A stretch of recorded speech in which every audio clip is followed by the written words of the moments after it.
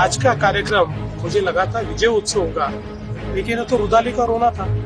इसमें विजय उत्सव तो कोई देखने को ही नहीं मिला, क्योंकि मेरी सरकार गई, मुझे सरकार दीजिए, मुझे बीएमसी दीजिए, मुझे महाराष्ट्र दीजिए, इस प्रकार का रोना धोना केवल वहाँ पर हुआ। मराठी के बारे में कोई बात भी नहीं हुई, उनको मराठी के कोई आस्था नहीं। महाराष्ट्र की राजनीति में इन दिनों सियासी भूचाल आया हुआ है। मराठी भाषा को लेकर एक बार फिर से यहाँ सियासी घमासान तेज हो गया है। 20 साल बाद राज ठाकरे और उद्धव ठाकरे एक साथ एक मंच पर नजर आए। इस बीच मराठी हिंदी भाषा विवाद को लेकर भी लगातार राजनीति हो रही है। इसको लेकर महाराष्ट्र के सीएम देवेंद्र फडणवीस ने उद्धव ठाकरे और राज ठाकरे पर निशाना साधा है। उद्धव ठाकरे और राज ठाकरे की मराठी एकता रैली पर सीएम देवेंद्र फडणवीस ने तीखा हमला बोला है। फडणवीस ने कहा कि जिसे विजय उत्सव सभा कहा जा रहा था वो तो वास्तव में रुदाली भाषण हुआ। इस दौरान उन्होंने मराठी भाषा को लेकर भी राज ठाकरे और उद्धव पर तंज कसा। उन्होंने कहा कि मुझे बताया गया था कि ये एक विजय रैली होगी, लेकिन वहाँ तो रुदाली भाषण हुआ। वहाँ मराठी की कोई बात नहीं हुई, सिर्फ सत्ता की भूख दिखी। ये मराठी विजय नहीं, राजनीतिक रुदाली थी। इस दौरान उन्होंने मराठी अस्मिता के मुद्दे पर भी अपनी स्थिति स्पष्ट करते हुए कहा कि हम मराठी हैं, मराठी होने पर गर्व है, हम हिंदुत्ववादी हैं, हिंदू होने पर अभिमान है। मुंबई का मराठी हो या गैर मराठी, हम सभी के साथ हैं। मुंबई में जो मराठी विजय दिवस मनाया गया, उसमें कहा गया देवेंद्र फडणवीस को आभार माना गया कि जो काम बाला साहब ठाकरे नहीं कर पाए वो देवेंद्र फडणवीस ने दोनों भाइयों को साथ लाने का काम कर दिया। उनका आभार मानता हूँ, विशेषतः राज ठाकरे इनका आभार मानता हूँ कि उन्होंने ये सारा श्रेय मुझे दिया है। हम जोड़ने वाले नहीं है, ये उनके ध्यान में आया होगा। निश्चित रूप से स्वर्गीय बाला साहब ठाकरे का आशीर्वाद भी मुझे ही मिला होगा। मेरे कारण अगर ये दो भाई साथ में आए, देखिए इनको अलग तो मैंने नहीं किया था, आपस में झगड़कर अलग हुए थे, उनको बाहर तो उन्होंने निकाला था। तो इसलिए अगर ऐसा हुआ है तो अच्छी बात है, लेकिन मैं ये कहना चाहता हूँ आज का कार्यक्रम मुझे लगा था विजय उत्सव होगा, लेकिन ये तो रुदाली का रोना था। इसमें विजय उत्सव तो कोई देखने को ही नहीं मिला, क्योंकि मेरी सरकार गई, मुझे सरकार दीजिए, मुझे बीएमसी दीजिए, मुझे महाराष्ट्र दीजिए, इस प्रकार का रोना धोना केवल वहाँ पर हुआ। मराठी के बारे में कोई बात भी नहीं हुई, इनको मराठी के कोई आस्था नहीं, मराठी आदमी से कोई लेन देन नहीं। इनके मन में ये जलन है। 25 वर्ष इनके हाथ में बीएमसी थी और मुंबई को ये कुछ नहीं दे पाए, मराठी व्यक्ति को कुछ नहीं दे पाए। लेकिन मोदी जी के नेतृत्व में हमने मुंबई का चेहरा बदला, मराठी आदमी को उसका हक दिया। पीडीडी चाल में रहने वाला मराठी आदमी हो, अभ्युदय नगर में रहने वाला मराठी आदमी हो, या फिर पत्रा चाल में रहने वाला मराठी आदमी, उसको घर देने वाले हम हैं, उसका घर छीनने वाले ये। इस मामले को लेकर केंद्रीय मंत्री रामदास आठवले ने भी राज ठाकरे की एमएनएस को आड़े हाथों लिया है। आठवले ने कहा कि गुंडागर्दी को गुंडागर्दी से जवाब दिया जा सकता है। मेरी प्रतिक्रिया ये है कि दो भाई एक साथ आ गए हैं, बहुत अच्छी बात है। और उद्धव ठाकरे राज ठाकरे एक साथ आने की राह अनेक लोग देख रहे थे, लेकिन लोगों में जो आनंद है वो आनंद खाली शिवसेना के लोगों में है। और दो भाई इकट्ठा आना ये मतलब उनके लिए बहुत अच्छा लगा है। लेकिन दो भाई इकट्ठा आने से महायुति का ज़्यादा फायदा है, क्योंकि महाविकास आघाड़ी में फूट हो जाएगी। और लेकिन अभी ये दो भाई तो मराठी के मुद्दे पर अभी एक मेड़ावा के लिए इकट्ठा आए थे, आगे वो कितना इकट्ठा आएगी मुझे मालूम नहीं है। और अगर वो बीएमसी के चुनाव में एक साथ भी आते हैं तो मराठी वोट मुंबई में मतलब पर प्रांतियों के वोटों से कम है, और वो मराठी वोट में भी 60% से ज़्यादा वोट हमारे महायुति को मिलेगा। और इसीलिए मुझे लगता है कि और बाकी पर प्रांतीय जो है ये डेडली इनके आगे जाएगी। तो इसीलिए मुझे लगता है कि जिस तरह या मराठी प्रेम तो मैं समझ सकते हैं, लेकिन हिंदी भाषा का विरोध करने की भावना ठीक नहीं है। या मराठी बोलना ही चाहिए, इसी से दादागिरी करना ठीक नहीं है। राज ठाकरे जी ने अपने मन सैनिकों को बताने की आवश्यकता है कि भाई इसी तरह की दादागिरी करना ठीक नहीं है। और दादागिरी को दादागिरी का भी उत्तर दिया जा सकता है। दादागिरी उनको करने के लिए आती है ऐसा बिल्कुल नहीं है। लेकिन इसी तरह की भूमिका लेना ठीक नहीं है, कि इसकी पिटाई करना ठीक नहीं है। और देवेंद्र फडणवीस सरकार को मेरा निवेदन है कि इसी तरह की जो लोग मनसे के जो कार्यकर्ता है, जो कार्यकर्ता खुद वीडियो निकालते हैं, फिर वो पूरा पब्लिश करते हैं कि हमने कैसा मारा है, थप्पड़ मारा है, तो वो थप्पड़ मारेंगे तो दूसरा 2 थप्पड़ मार सकता है। और इसीलिए मुझे लगता है कि इसी तरह की भूमिका लेना ठीक नहीं है।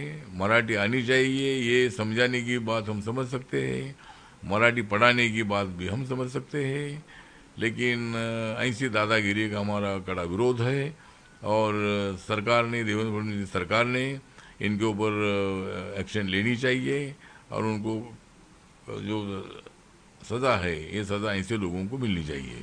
उद्धव ठाकरे जी ने बीजेपी के फडणवीस जी के ऊपर बहुत टीका टिप्पणी की है, इसके ऊपर आपका क्या कहना है? मुझे लगता है कि उद्धव ठाकरे जी तो परेशान है, क्योंकि उनको छोड़कर 40 MLA चले गए।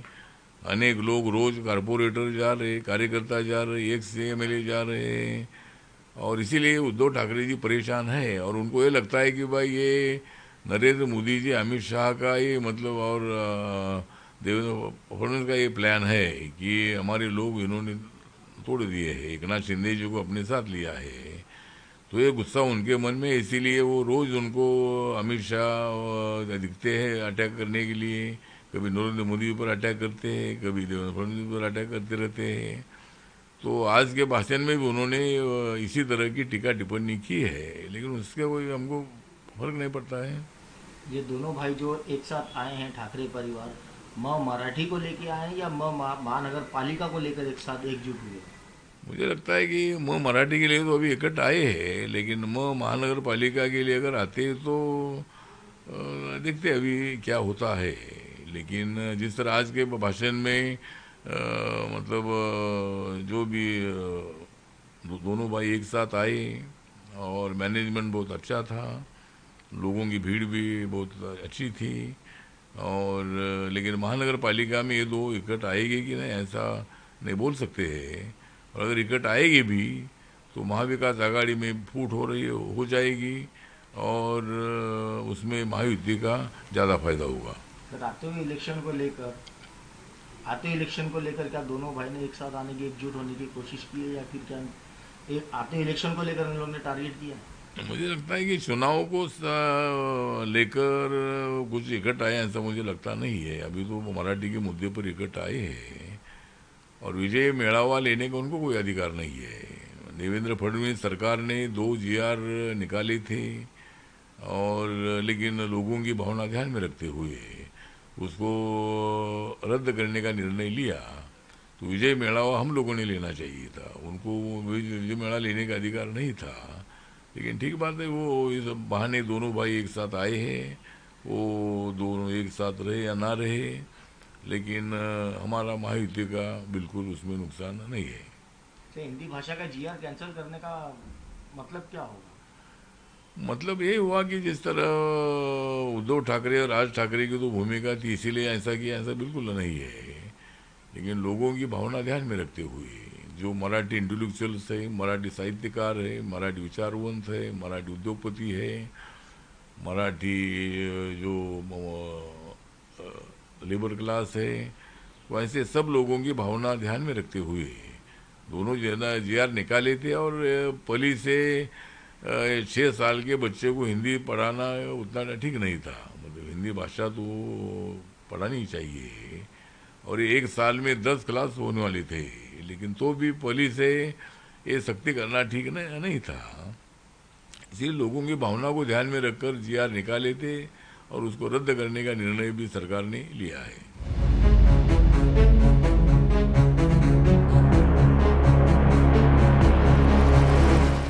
मैं उनका आभार मानता हूं, विशेषतः राज ठाकरे इनका आभार मानता हूं कि उन्होंने सारा श्रेय मुझे दिया है। हम जोड़ने वाले तोड़ने वाले नहीं है, ये उनके ध्यान में आया होगा। निश्चित रूप से स्वर्गीय बाला साहब ठाकरे का आशीर्वाद भी मुझे ही मिला होगा, क्योंकि मेरे कारण अगर ये 2 भाई साथ में आए, देखिए इनको अलग तो मैंने नहीं किया था, आपस में झगड़कर अलग हुए थे, उनको बाहर तो उन्होंने निकाला था। तो इसलिए अगर ऐसा हुआ है तो अच्छी बात है। लेकिन मैं ये कहना चाहता हूँ, आज का कार्यक्रम मुझे लगा था विजय उत्सव होगा, लेकिन ये तो रुदाली का रोना था।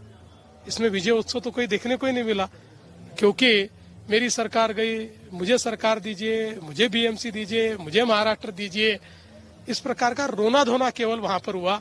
मराठी के बारे में कोई बात भी नहीं हुई। इनको मराठी की कोई आस्था नहीं, मराठी आदमी से कोई लेन देन नहीं। इनके मन में ये जलन है। 25 वर्ष इनके हाथ में बीएमसी थी, पर मुंबई को ये कुछ नहीं दे पाए, मराठी व्यक्ति को कुछ नहीं दे पाए। लेकिन मोदी जी के नेतृत्व में हमने मुंबई का चेहरा बदला, मराठी आदमी को उसका हक दिया। बीडीडी चाल में रहने वाला मराठी आदमी हो, अभ्युदय नगर में रहने वाला मराठी आदमी हो, या फिर पत्रा चाल में रहने वाला मराठी आदमी, उसको घर देने वाले हम हैं, उसका घर छीनने वाले ये है।